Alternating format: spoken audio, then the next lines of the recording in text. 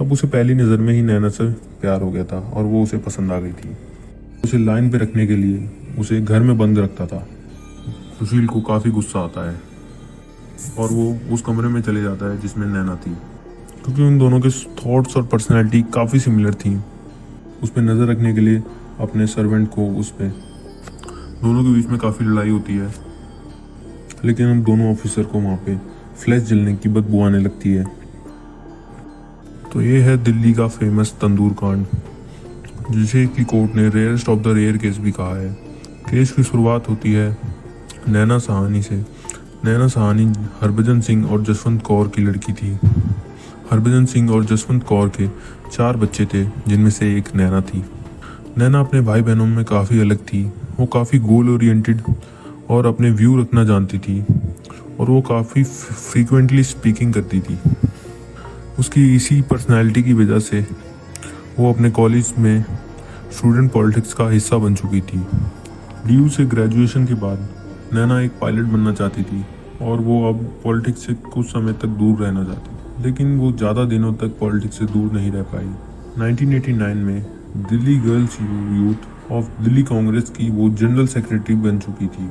वो अपनी girls youth of Delhi Congress की विंग को काफ़ी अच्छे से लीड करती थी।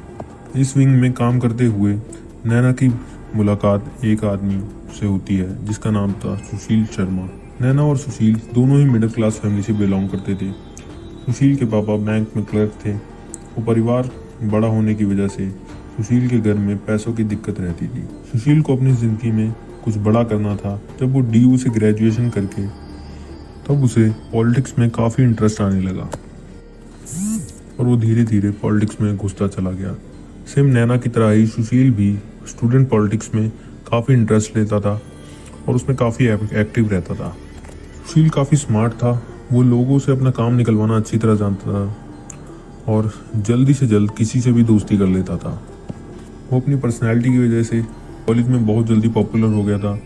वो कॉलेज में अपनी रिवाइवल टीम के लीडर्स के पोस्टर को नाइफ से स्लैश कर देता था।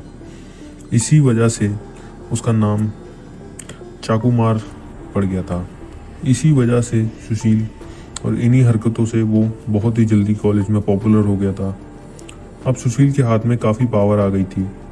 अब उसका ईगो और एटीट्यूड काफ़ी बढ़ चुका था। लोगों को डराने के लिए अब वो अपने पास एक रिवॉल्वर भी रखने लगा था। सुशील को बिजनेस के साथ साथ पॉलिटिक्स में इंटरेस्ट था। बिजनेस में भी थोड़ा इंटरेस्ट होने की वजह से वो एक अपने दोस्त के साथ, जिसका नाम केशव था, एक रेस्टोरेंट खोलने की सोचता है, और कुछ समय बाद वो एक रेस्टोरेंट खोल भी लेते हैं। धीरे धीरे सुशील इतना पॉपुलर हो चुका था कि 1977 में सुशील को दिल्ली यूथ कांग्रेस का लीडर बनाया। 1989 में जब सुशील ने नैना को देखा तब उसे पहली नज़र में ही नैना से प्यार हो गया था और वो उसे पसंद आ गई थी।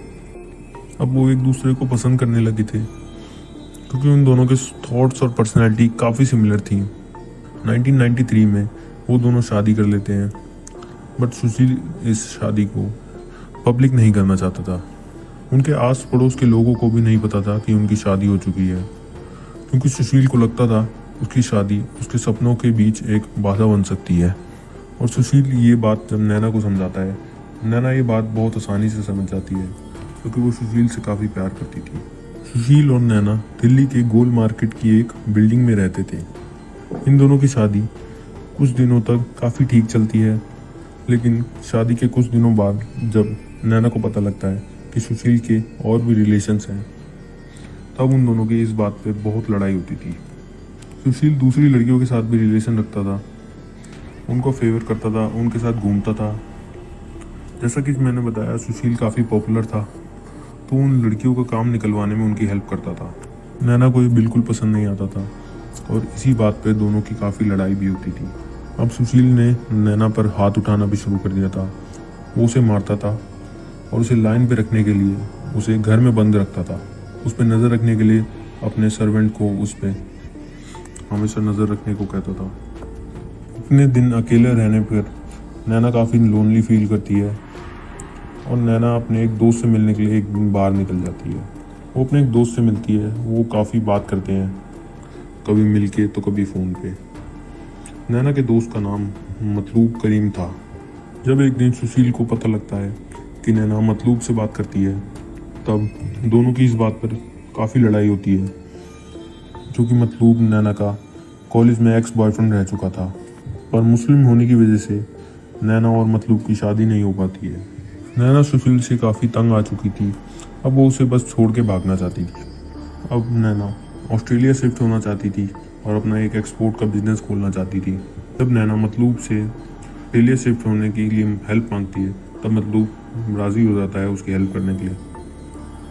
मतलूब बस नैना की एज ए फ्रेंड हेल्प करना चाहता था, क्योंकि उसकी भी शादी हो चुकी थी और वो चाहता था कि नैना बस खुश रहे और ऑस्ट्रेलिया में अपना एक्सपोर्ट का बिजनेस चलाए आराम से।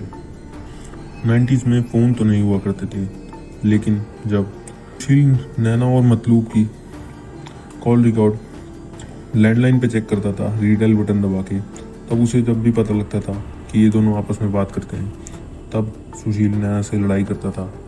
नैना सुशील के बारे में सब जानती थी कि उसका रिलेशन फेयर, उसका टेम्पर कैसा है, पर वो ये नहीं जानती थी कि उसका और मतलूब के बात करना एक दिन उसकी मौत का कारण बनेगा। 2 जुलाई 1995 सुशील घर आया और उस टाइम नैना फ़ोन पे बात कर रही थी। सुशील को देखते ही नैना फ़ोन रखकर दूसरे कमरे में चली जाती है। जब सुशील लैंडलाइन पे रीडायल बटन दबाता है, तब मतलूब फ़ोन उठाता है। मतलूब की आवाज़ सुनते ही सुशील को काफ़ी गुस्सा आता है और वो उस कमरे में चले जाता है जिसमें नैना थी। दोनों के बीच में काफ़ी लड़ाई होती है।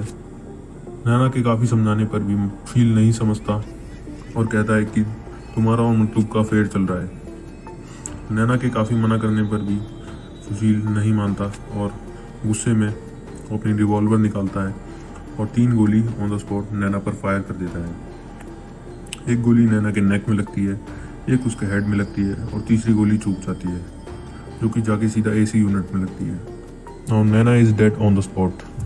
अब उसने नैना की बॉडी को प्लास्टिक बैग और बेडशीट में रैप करना शुरू करा और वो उसकी बॉडी को रैप करके एक बैग में डाल के अपनी गाड़ी की डिग्गी में रखकर यमुना नदी के पास चल देता है। जब वो देखता है, उसका इनिशियल प्लान था कि वो नैना की बॉडी को यमुना नदी में बहा देगा, लेकिन जब वो देखता है यमुना नदी के पास काफ़ी सारे लोग हैं और जैसे कि वो पॉलिटिकली काफ़ी पॉपुलर था, तो वैसा नहीं कर सकता था सबके सामने, वो जल्दी ही पकड़ा जाता। अब वो वहाँ से गाड़ी घुमाकर सीधा एक रेस्टोरेंट की तरफ जाता है। रात के 10-15 बज रहे थे। अब वो एक रेस्टोरेंट पे पहुंचता है, जो कि वो और उसका एक दोस्त ओन करते थे, जिसका नाम था केशव। सुशील अपने दोस्त को बोल के पूरा रेस्टोरेंट खाली करवा लेता है और वो जब केशव को बताता है कि उसने अभी अपनी बीवी का मर्डर कर दिया है, तब ना चाहते हुए भी केशव को सुशील की हेल्प करनी पड़ती है, क्योंकि वो पॉलिटिकली बैकग्राउंड से था। तब केशव और सुशील दोनों प्लान बनाते हैं कि हम इसकी बॉडी को तंदूर में जला देते हैं, किसी को कुछ पता नहीं लगेगा। प्लान के मुताबिक अब दोनों नैना की बॉडी को उठाकर तंदूर में डालने लगते हैं, लेकिन तंदूर का मुंह छोटा होने की वजह से नैना की बॉडी तंदूर में नहीं जा पाती। अब सुशील अपनी ही बीवी के टुकड़े करता है और उसका एक एक टुकड़ा वो तंदूर में फेंकने लगता है। अब वो तंदूर में पार्टी के पुराने बैनर्स, गत्ते, लकड़ियाँ वगैरह फेंकता है और एक घी का डब्बा पास में रखा हुआ उसमें डाल देता है। नैना की बॉडी को जल्द से जल्द जलाने के चक्कर में वो 4 बटर के पैकेट उसमें डाल देते हैं और इन सब से काफ़ी तेज़ आग की लपटें उछल रही थी। ये आग की लपटें लगभग 30-35 फुट तक थी। अब सुशील केशव को तंदूर के पास खड़ा रखता है और खुद जाकर गेट पर खड़ा हो जाता है, देखने के लिए कि कोई रेस्टोरेंट के अंदर तो नहीं आ रहा। 2 पुलिस वाले रेस्टोरेंट के एरिया में पेट्रोलिंग के लिए घूम रहे थे। जब वो आग की लपटें देखते हैं तो वो सीधा बिना कुछ सोचे समझे रेस्टोरेंट की तरफ बढ़ने लगते हैं, ताकि वो आग को ऑन द स्पॉट कंट्रोल कर पाएँ और ये बढ़ने से फैलने से रुक जाए। तो वो दोनों पुलिस ऑफिसर रेस्टोरेंट के गेट में घुसने ही वाले होते हैं, तब सुशील उनको बाहर ही रोक लेता है और ऑफिसर्स के पूछने पर कि आग क्यों जल रही है, सुशील जवाब देता है कि हम पार्टी के कुछ पुराने बैनर जला रहे हैं। ये सुन के दोनों ऑफिसर चले जाते हैं और सुशील को बोलते हैं कि इस आग को कंट्रोल करो, कहीं ये इधर उधर फैल ना जाए। अब दोनों पुलिस ऑफिसर के जाने पर सुशील को लगता है अब वो सेफ है, लेकिन सुशील को बस इस बात का डर था कि जो रेस्टोरेंट था वो आसपास वेजिटेरियन लोगों से घिरा पड़ा था। वहाँ पे ज़्यादातर लोग सब्जी बेचते थे और सब्जी ही खाना प्रेफर करते थे। दूर से एक लेडी जो उसकी सब्जी बेच रही थी, वो रेस्टोरेंट की तरफ जब देखती है उसे आग जलती दिखती है और वो वहाँ पे चिल्लाना शुरू करती है, रेस्टोरेंट में आग लग गई, रेस्टोरेंट में आग लग गई। अब वो दोनों पुलिस ऑफिसर जब उस लेडी को चिल्लाता सुनते हैं, वो कोई रिस्क नहीं लेने जाते थे, इसलिए वो स्टेशन फ़ोन लगा देते हैं और पूरी टीम बुलवा लेते हैं। अभी ये जिस तंदूर में नैना की बॉडी जल रही थी वो एक ओपन एरिया में रखा था। अब पुलिस वालों को जैसे शक होता है, वो दोनों पुलिस ऑफिसर रेस्टोरेंट के पीछे की दीवार से टाप कर अंदर आ जाते हैं और वो सामने जब तंदूर देखते हैं उसके साइड में केशव को खड़ा पाते हैं। तब केशव उन पुलिस वालों को देखकर घबरा जाता है और जवाब देता है कि वो पुरानी बैनर जला रहे हैं जो कि उनकी पार्टी के हैं। लेकिन हम दोनों ऑफिसर को वहाँ पे फ्लैश जलने की बदबू आने लगती है और केशव घबरा के बोलता है कि वो एक बकरी जला रहा है इसमें। लेकिन अब दोनों ऑफिसर को उस पर शक होने लगता है और वहाँ पे पुलिस भी जल्द से जल्द पहुँच चुकी थी। अब सारे पुलिस वालों को वहाँ पे शक होता है क्योंकि वहाँ पे मीट जलने की बदबू बहुत ज़्यादा आ रही थी। अब पुलिस वाले उस तंदूर में पानी डाल के आग बुझा देते हैं और देखने पर पता लगता है कि इसमें एक ह्यूमन बॉडी जल रही थी, लेकिन उस बॉडी की शक्ल बिल्कुल पहचान में नहीं आ रही थी। केशव को पुलिस वहीं पकड़ लेती है। जब सुशील ये देखता है कि केशव पकड़ा गया है, तब सुशील वहाँ से भागता है और फरार हो जाता है। लेकिन जब केशव सब कुछ कमिट कर देता है कि सुशील ही अपनी बीवी को मार कर इधर लाया था और उसने ही अपनी बीवी की बॉडी जलवाई थी। अब केशव के कहने पर नैना के घर वालों को बुलाया जाता है और उसके पेरेंट्स को उसकी बॉडी पहचानने को कहा जाता है, लेकिन उसकी बॉडी बिल्कुल पहचान में नहीं आ रही थी। अब नैना के एक्स बॉयफ्रेंड को बुलाया जाता है और उसका एक्स बॉयफ्रेंड नैना के बचे कुचे हेयर स्टाइल और उसकी नोज स्ट्रक्चर से उसकी बॉडी पहचान लेता है और उसके हाथ में एक अंगूठी भी दिखता है जिससे कि उसकी पहचान हो जाती है। जैसे कि सुशील पॉलिटिकल बैकग्राउंड से था, तब पुलिस को लगता है कि शायद उसको कोई फंसाने की भी कोशिश कर सकता है और नैना की बॉडी की डीएनए से आइडेंटिफाई हो जाती है कि ये नैना की ही बॉडी है। और जब उसके घर पे जाया जाता है, जब पुलिस वहाँ पे देखती है कि वहाँ पे एक बुलेट एसी की यूनिट में फंसी हुई थी और वहाँ पे खून के धब्बों के निशान थे, तो पुलिस को यकीन हो जाता है कि नैना का मर्डर ही हुआ है। अब पुलिस सुशील को ढूंढना शुरू करती है और सुशील बेंगलुरु में सरेंडर करता है, लेकिन कम एविडेंस की वजह से सुशील अरेस्ट नहीं हो पाया। जैसे कि वो पॉलिटिकल बैकग्राउंड से था, तो उल्टा वो पुलिस वालों पे केस डाल देता है कि मेरे को फंसाने की कोशिश करी जा रही है, क्योंकि जिन दो ऑफिसर ने रेस्टोरेंट में आग देखी थी वही उनके घर पे इन्वेस्टिगेट करने गए थे। अब सुशील दावा करता है कि ये दोनों मुझे फंसा रहे हैं, लेकिन डीएनए की जांच के बाद पता लगता है कि वो नैना की ही बॉडी थी। अब जब सुशील के पास कोई रास्ता नहीं था, सारे सबूत उसके खिलाफ थे, अब उसे अरेस्ट किया जाता है। लेकिन अभी भी उसे अपने पॉलिटिकल कनेक्ट पर इतना भरोसा था कि वो बोल रहा था कि वो 2-3 महीने में ही बाहर आ जाएगा। लेकिन कोर्ट के द्वारा उसे सीधा डेथ पेनल्टी दे दी जाती है।